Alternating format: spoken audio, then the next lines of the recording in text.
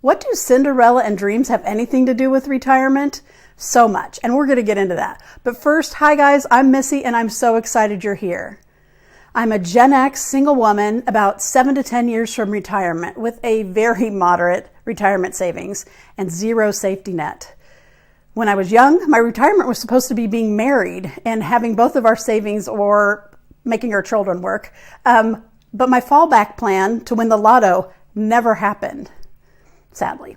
And I don't know if you can relate to this, but in my family, we didn't really talk about singleness. So it never occurred to me that I might be single at 56. And it certainly never occurred to me that I might actually have a nice, happy single life. Interestingly, I was told by a financial advisor when I was maybe mid-30s that my 401k looked like it was on track. And it didn't really matter because I would for sure be getting married. And I know he was trying to compliment me, but that didn't really help. And at the time, that seemed like normal financial advice. So that's what I banked on, as it were.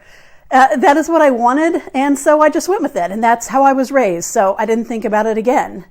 So just like Cinderella, I have worked hard my whole life. I do, in fact, talk to animals, and I love me some pretty shoes. But I did not marry the prince and get his hefty 401k. I started this channel, Start Now, Retire Happy, because when I finally started paying attention, I was panicked. And I didn't know that I would have a chance for a decent retirement. I thought it had passed me by, and I thought it was too late to have a fun retirement. So I was scouring the internet like you do, usually at 3 a.m, and I, of course, consulted YouTube for answers. But I couldn't find someone like me and my situation. And anyway, on YouTube, there are wonderful creators who talk about retirement. Many already retired couples sharing tips and tricks about their travels. They're great. And there's a lot of men discussing retirement finances and investments and talking about that $1.5 million you need to retire. And those dudes are great, but watching them did not help me when I was freaking out. I follow several now, and I'll shout out to them as time goes by. But one deserves an early shout out is Dwayne from Retire Early 5K. He's a really good resource for those of us in moderate incomes. He retired at 59 and is talking about how he's managing his moderate savings. His videos are simple and low-tech and engaging all the same time. Well, I had the idea of this channel. It's watching him that inspired me to stop overthinking it and just go for it. So I'm going to be bad at it. Dwayne was great. So I want to be like Dwayne. As I said, I only have a moderate savings from working in education for 33 years. And all those years, my commute was about an hour each way. I really like my job, but I do spend a fair amount of my commute in LA traffic on the 101, dreaming of retirement. Usually I'm planning this elaborate, lottery-induced village in Tuscany or plopped on a beach in the Maldives.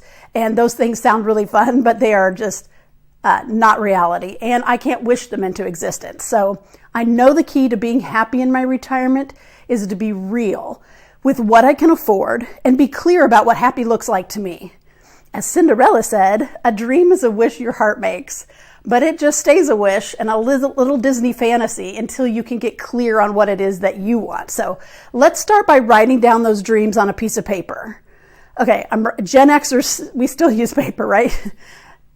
Gen Z doesn't know what paper is. I'll explain it to you later. Harvard University study said that goals that were written down were 42% more likely to be put into action. So let's get out your paper and write down what a happy retirement would look like to me. So if I made a list right now, it would contain sleep past 5:30, underline, underline, underline, spend more time with friends, have coffee on my patio in my robe. I don't have a robe, travel, buy a house in Italy, be comfortable financially, get fit enough to hike, volunteer more at my church, write a fantasy book, etc., etc., etc. So look at your list and then cross off the ones that you can't control. The ones that are way too far out of your price range, like buy a house in Italy. So I'm going to cross off buy a house in Italy because that is pretty unrealistic for me. But the rest are things I can attain with some hard work and planning. Once you've decided what's important to you, then make a list of actionable items that get you closer to those goals. For example, under get financially comfortable, I might put get debt free, get part-time job, retire at the right age for me. Then under hiking, start walking program, start weightlifting 2 times a week, seek trainer's advice. So now I have some pretty clear marching orders for the year. For some of you, like me, you are preparing for retirement. But this also works if you're already retired, because it's never too late to shake things up and aim for a goal, like learn to knit. Choose one thing you want to change up. So what are your goals? And what is the wish your heart made? I know that's cheesy. Comment some of those goals below, and bonus points if you can list some action items that it will take to get you there. So we didn't go into all the solutions and action items here, but through this year, we'll be learning a lot of things and a lot of ways to get started in hobbies or declutter or some of those things that you want to learn about. So I would love to hear what those are. Please comment below. And since we are friends, I feel like I should overshare and mention that the reason I was looking into YouTube retirement prep advice was because it is what I dream about, but I'm not even slightly ready for it. Not only do those dudes freak me out about the $1.5 million, but thanks to the pandemic and menopause and a breakup with Mr. Wrong all at the same time, all my normal systems went out the window. So here I am at my heaviest weight, my oldest, my worst fitness level. So let's put this on YouTube. And I used to do CrossFit, and now when I lean over to tie my shoes, I can hardly breathe. So I overspent on dumb stuff. I had immense medical bills for 2 sick and aging kitty cats. And now my money isn't where I want it to be. And basically I feel totally behind. And I have many, many questions that we will find the answers to together in this upcoming year. Like, I live in Los Angeles. Do I stay in Los Angeles or do I move states? What states have good tax breaks? And at what age should I retire? I want to retire now, but what are the pros and cons of early retirement? What about a car? I usually lease cars. Do I buy? Do I purchase my last car now? I live in a condo. The HOA keeps going up. So do I sell? Do I rent? How much money do you actually need to retire? So I have a million questions and 0 answers.